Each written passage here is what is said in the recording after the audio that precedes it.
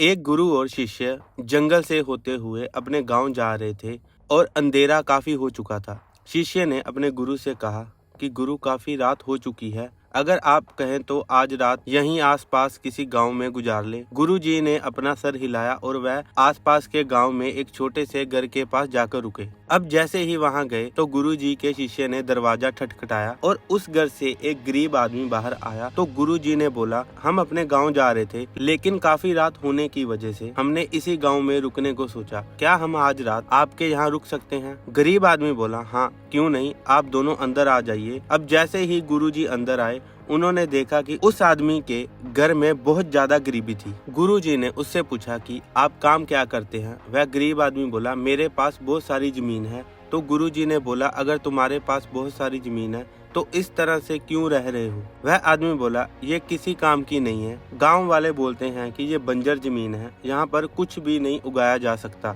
वहाँ फसल उगाना बहुत बड़ी बेवकूफी है। गुरुजी ने बोला कि तुम्हारा गुजारा कैसे होता है? उसने बोला कि मेरे पास एक भैंस है जिससे मेरा पूरा घर चलता है। ये सुनने के बाद गुरुजी सो जाते हैं और रात में जब सब लोग सो रहे होते हैं तब गुरुजी अपने शिष्य को उठाते हैं और उस गरीब आदमी की भैंस को लेकर अपने गांव चले जाते हैं। शिष्य ने अपने गुरुजी से पूछा कि कहीं ये आप गलत तो नहीं कर रहे? उस गरीब आदमी की रोजी रोटी इसी भैंस से चलती है। तो गुरुजी ने अपने शिष्य की तरफ देखा और मुस्कुराते हुए आगे बढ़ जाते हैं। उस बात को तकरीबन 10 साल गुजर जाते हैं और जो गुरुजी का शिष्य था वह बहुत बड़ा गुरु बन चुका था। तो एक दिन उन्हें उस गरीब आदमी की याद आती है कि मेरे गुरु ने उस आदमी के साथ अच्छा नहीं किया था, मुझे एक बार चलकर देखना चाहिए कि वह आदमी अब किस स्थिति में है। वह शिष्य उस गांव की तरफ जाता है और वहां जैसे ही पहुंचता है वह देखता है कि जहां पर उस गरीब आदमी का झोपड़ था वहां एक बड़ा ही आलीशान महल बन चुका था। उस झोपड़ी के बाहर जो बंजर जमीन थी, फल और फूलों के बगीचे थे। तभी उधर से उस घर का मालिक आता है। शिष्य उसे पहचान लेता है और उस आदमी को बोलता है, तुमने मुझे पहचाना, मैं अपने गुरुजी के साथ आया था,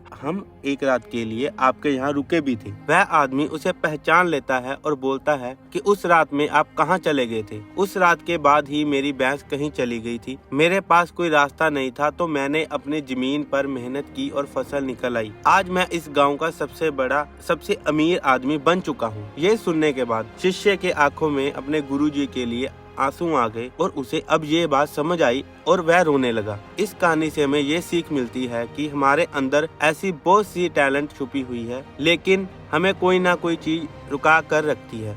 वो आपके फैमिली वाले भी हो सकते हैं, आपकी जॉब भी हो सकती है, कुछ और भी हो सकता है। देखिए, आपके आसपास भी तो कोई भैंस नहीं, कोई दूसरी चीज तो नहीं जिसने आपको आगे बढ़ने से रोक कर रखा हुआ है। धन्यवाद।